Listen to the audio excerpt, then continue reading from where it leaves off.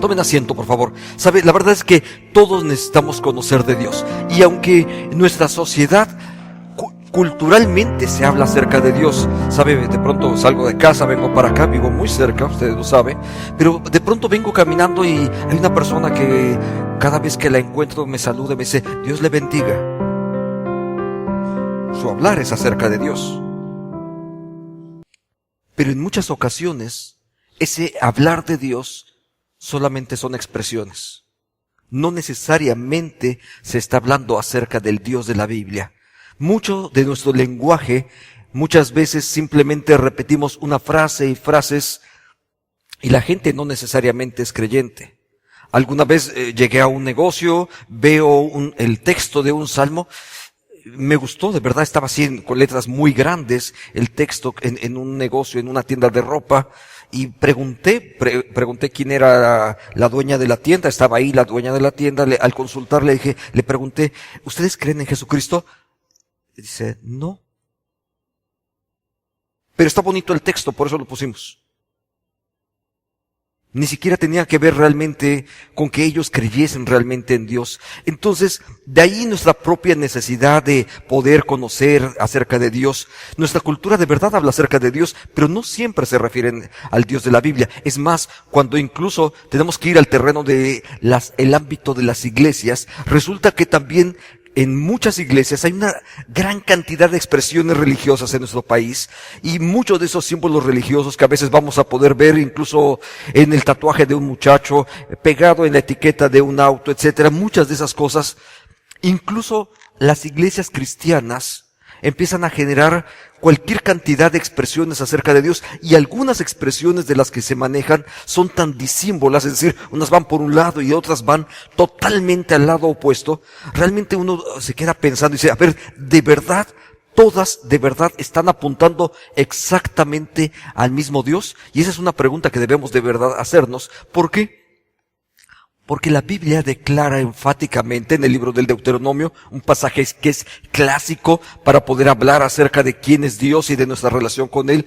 Son las palabras con las que Dios se dirige hacia su pueblo, Deuteronomio 6:4, y Dios le dice a su pueblo, oye Israel, Jehová nuestro Dios, Jehová uno es. Y entonces dice uno, a ver, la Biblia dice que Dios es uno. Y si Dios es uno, solamente uno, si Dios es uno, ¿por qué hay tantas expresiones culturalmente diversas? Y todas de pronto se nos dice que se refieren a Dios. Quizás tenemos que acercarnos con mucho más cuidado y ir directamente a la Biblia y ver expresamente qué es lo que la Biblia dice acerca de eso, acerca de quién es Dios y cómo conocerlo directamente a través de la Biblia. Déjeme, antes de abordar directamente el tema, tocar este punto, porque este es algo necesario. Porque cuando la gente que no conoce acerca de Dios, ocurre precisamente lo que un día el apóstol Pablo observó cuando iba en uno de sus viajes misioneros, pasando por Atenas. Dice, pasando y mirando entre vuestros santuarios, hallé también un altar en el cual estaba esta inscripción: al Dios no conocido, al que vosotros adoráis sin conocerle, y es a quien yo os anuncio. ¿Sabe? Eso también es parte del problema, que una cosa es repetir un rito, ¿sí? Pero puedes no conocer a Dios. No es algo raro que esto pudiese ocurrir.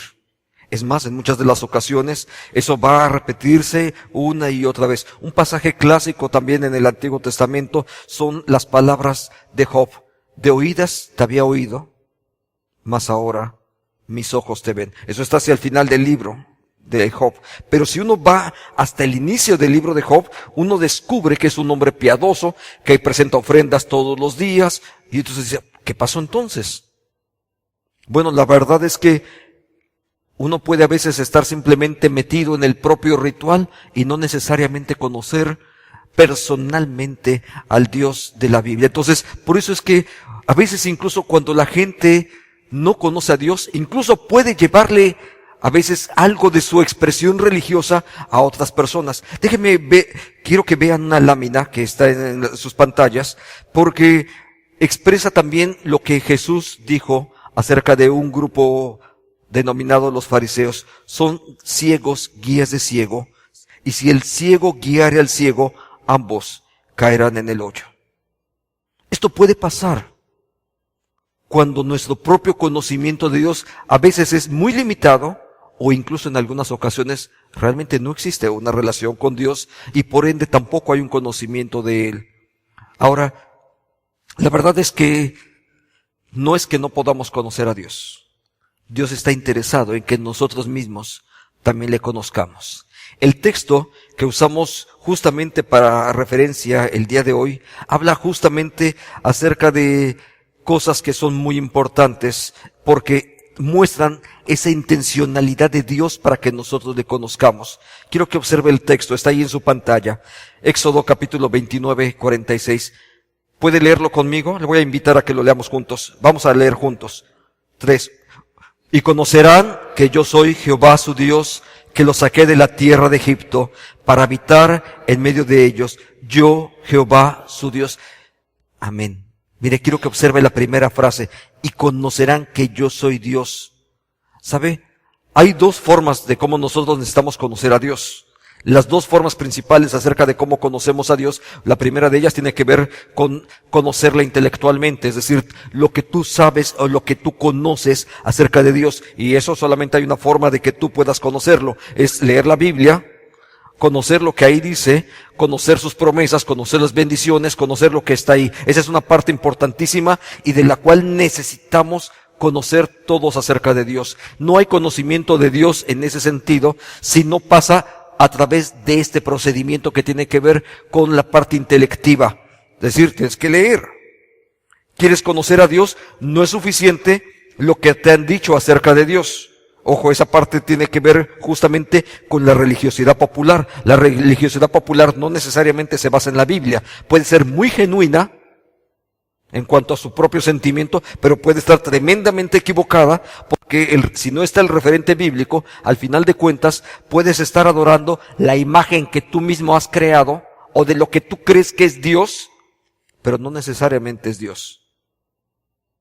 ¿Sabes? Entonces tienes que ir directamente a las Escrituras y ver qué dice ahí en la Biblia acerca de quién es Dios, de cuál es su carácter, de cómo es que Él actúa, de qué cosas, hay cosas que tú puedes decir, Dios me las va a dar, porque están ahí en su palabra y porque son una promesa. Y tú puedes afirmar entonces enfáticamente diciendo, Dios lo va a hacer.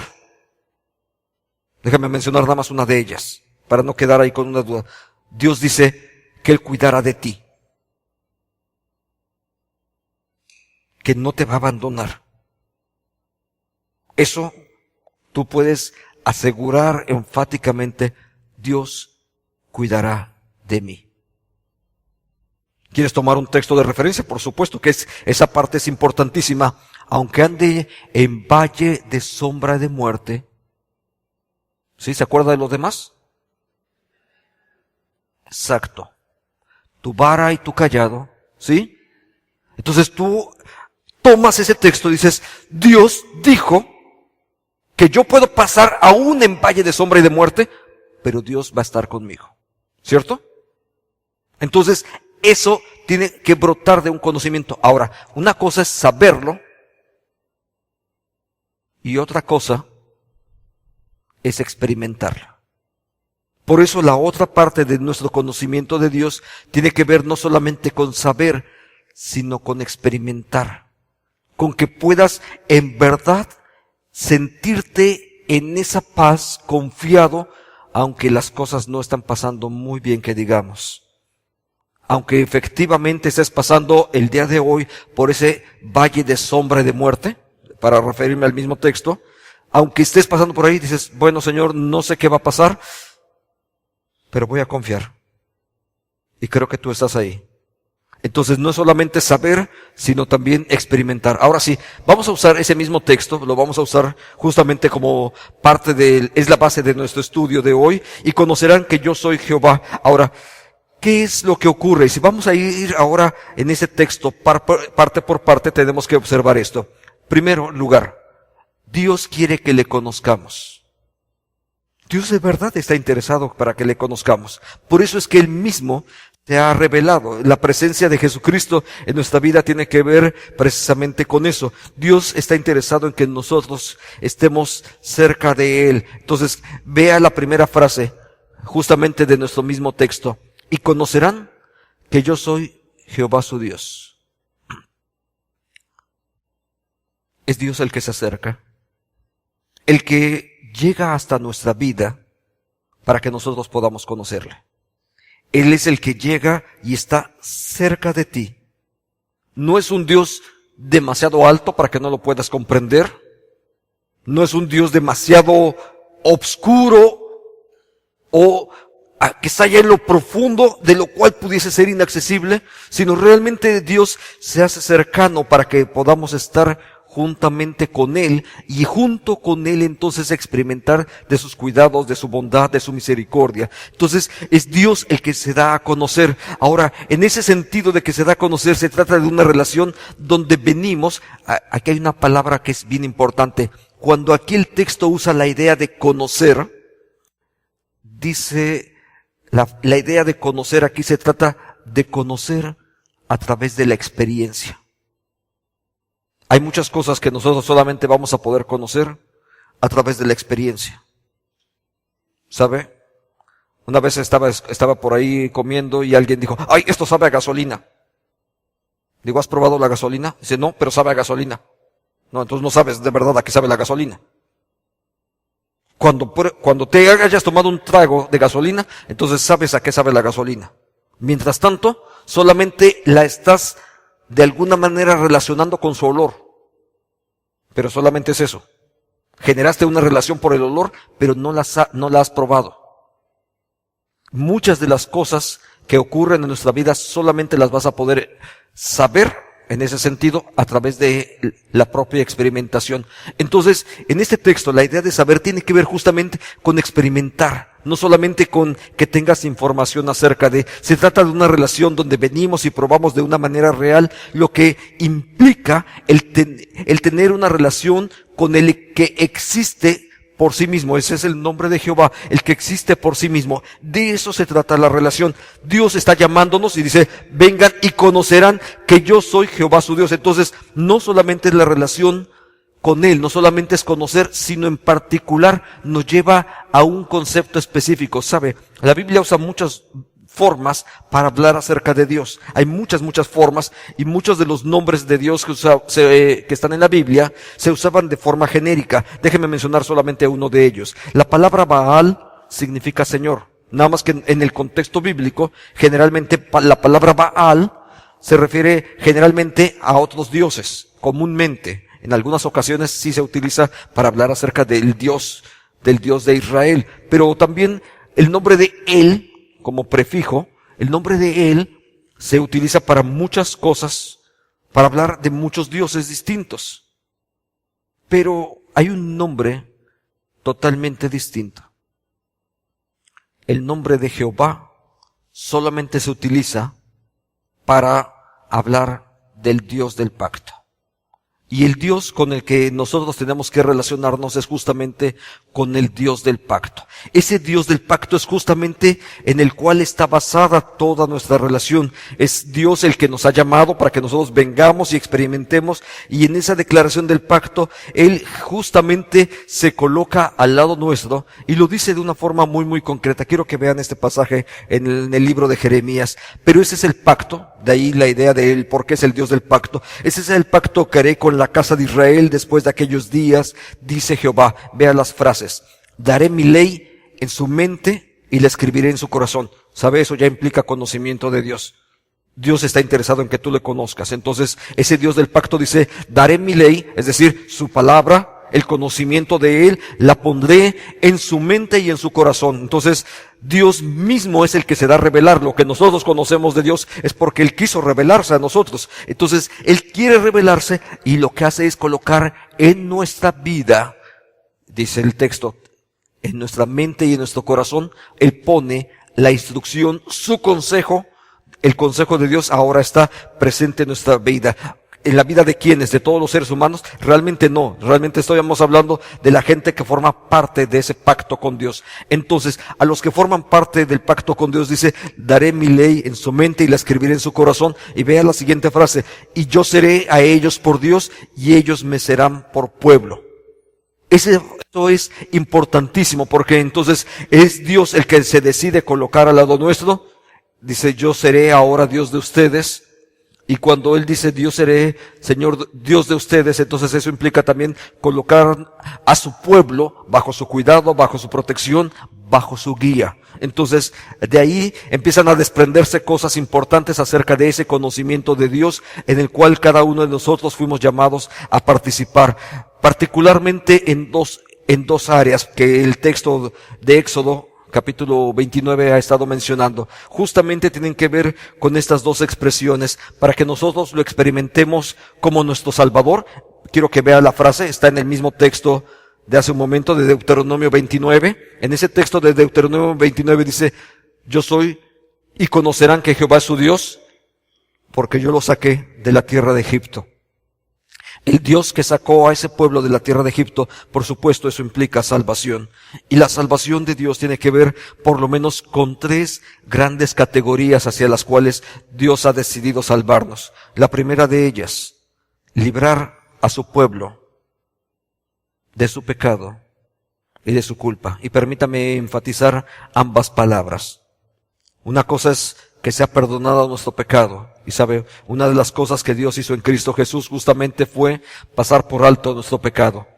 Realmente el perdón en ese sentido significa, por un lado, pasar por alto, recordando la experiencia de la Pascua. Pasó por alto nuestro pecado y no nos ve como pecadores, sino que ahora nos ve justamente con los atributos y las características de Cristo Jesús. Dios, para darnos salvación, nos tiene que ver no a nosotros, sino ver a Cristo en nuestra propia vida. Por eso es que nosotros hemos sido perdonados. Dios pasó por alto nuestros pecados. Pero también la palabra perdonar el pecado tiene que ver con algo más. La idea del perdón del pecado tiene que ver con haber sido liberados. Una de las acepciones de la palabra perdón en ese sentido significa desatar. Dios, cuando me perdona, me desata de las cosas que me mantenían atado, de mi pecado. Puede ser de mis adicciones, puede ser de las mentiras que he producido, puede ser del adulterio que cometí aquella ocasión. Dios me libera, me desata de eso. Pero no solamente es eso, sino que también me libera también de la culpa. Y cuando Dios me libera de la culpa, lo que Él está diciendo es, no hay nada más ya que alguien pueda recriminarte, porque en Cristo Jesús todos mis pecados han sido perdonados y tú eres ahora libre de culpa para poder continuar adelante hacia la liberación que Dios va a seguir haciendo en tu vida. Porque el proceso de Dios no solamente es salvación del pecado y de la culpa, sino que también Él mismo nos salva para un nuevo proyecto, nos salva para una vida nueva, para que podamos experimentar en Él gracia, misericordia, bondad. De eso se trata justamente la salvación, para que podamos vivir una vida nueva. Entonces Dios nos salva para caminar hacia la tierra prometida, para caminar hacia la tierra de promisión, para caminar, dijo en las palabras de Jesús, yo he venido para que tengan una vida abundante, una vida plena. Entonces el proyecto de Dios justamente tiene que ver con eso, con que tú puedas experimentar una vida plena. A Dios no le interesa simplemente que tú te la pases ahí sufriendo y llorando por los rincones. Esa no es el propósito de Dios. Dios está interesado en que tú experimentes bendición y gracia. Pero hay una tercera cosa en la que Dios también nos va a salvar. Dios nos salva también para poder ser restaurados. Una de las metáforas increíbles en el libro de los Salmos me gusta por una razón. Porque dice, me rescata del cieno, ahí del fango, me saca de entre el fango y me coloca sobre una peña. Eso es lo que Dios hace en nuestra vida. Pero sabe, otra de las metáforas también en el libro de los Salmos, también en el número 1, cuando habla acerca de esto, dice, Dios nos toma como una planta que estaba por ahí en una región seca, te quita de ahí y te coloca junto a aguas refrescantes para que ahí puedas fructificar y dar la gloria a Dios. Eso es lo que Dios hace. Dios hace cosas como esas cuando nos trae la salvación. Entonces no solamente te perdona y ahí síguele como estabas, sino que Dios realmente nos restaura y quita todo lo que estaba en derredor mal y nos coloca en espacios para poder ser bendecidos y poder fructificar. Todo eso tiene que ver justamente con experimentar al Dios de la salvación. Ese Dios que ha estado por ahí llamándonos, invitándonos a poder participar. Pero el mismo texto, déjame regresar una vez más al libro de Deuteronomio 29, el mismo texto de Deuteronomio apunta hacia algo más todavía y dice, Dios nos ha llamado para poder estar ahí y experimentar de su compañía. La frase exacta dice así, para habitar en medio de ellos. Dios dice, para que me conozcan, al Dios que los sacó de Egipto, dice, pero también estoy ahí para habitar con ellos. La forma clara en aquella época lo hizo Dios de una forma muy sencilla. Estaba el campamento de Israel, todas sus carpas, sus tiendas de campaña donde estaban ellos caminando, y justo en medio de ellos, justo en el centro, Dios establece su tabernáculo. Y Dios se hizo peregrino con ellos. Si el pueblo tenía que peregrinar durante 40 años, Dios 40 años estuvo también en ese peregrinaje.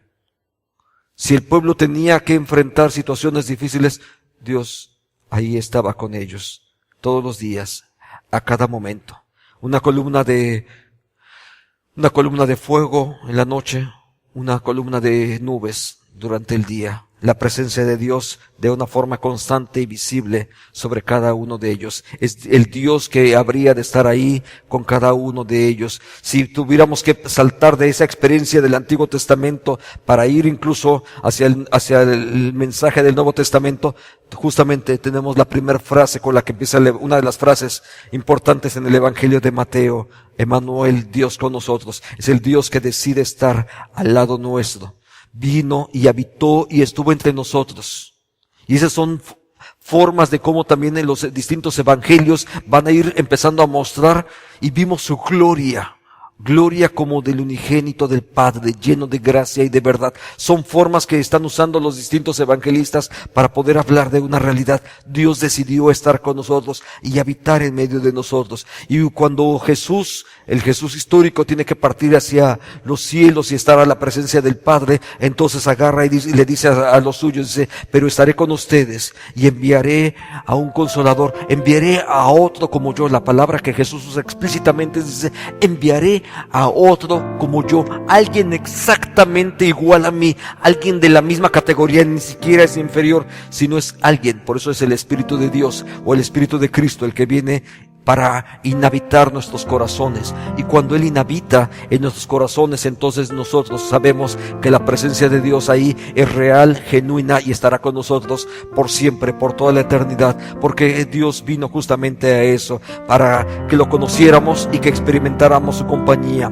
Entonces Dios no permanece distante de su pueblo, Él camina con su pueblo, Él vino a morar con ellos. Ese Dios todopoderoso es el mismo que nos llama a hacernos cercanos, porque Él se hizo cercano con nosotros. Él es el que decidió estar caminando al lado nuestro, el que decidió estar ahí a nosotros. Entonces, el papel que a nosotros hoy en día nos toca simple y llanamente es: aprende a disfrutar de la presencia de Dios.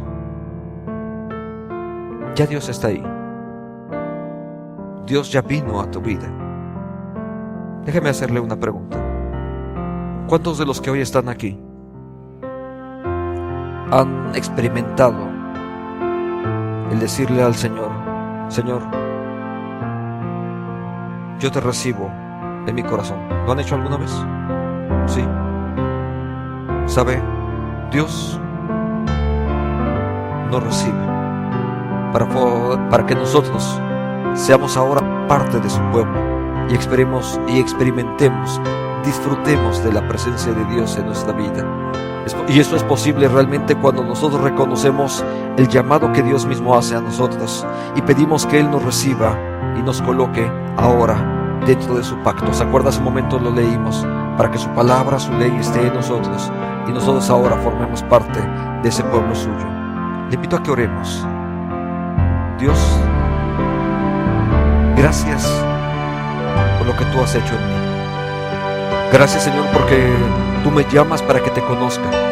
Tú me has llamado, Señor, para que experimente de la presencia y de la bondad tuya. Gracias, Dios, porque eres tú quien hace posible todas estas cosas. Gracias porque la presencia de tu Espíritu es la que hoy nos permite estar aquí contigo. Bendecimos, Señor, tu nombre. Gracias por la presencia de tu Espíritu, porque por él, Señor, tú estás presente en nosotros y porque tú eres el que nos guía, nos acompaña a cada momento. Bendecimos, Dios, tu nombre. Gracias por lo que tú seguirás haciendo. Padre nuestro, recíbenos como tus hijos. Recíbenos como parte de este pueblo tuyo, para que podamos experimentar la salvación tuya y disfrutar de tu presencia. Oramos, Padre nuestro, dándote gracias en el nombre de Cristo Jesús. Amén.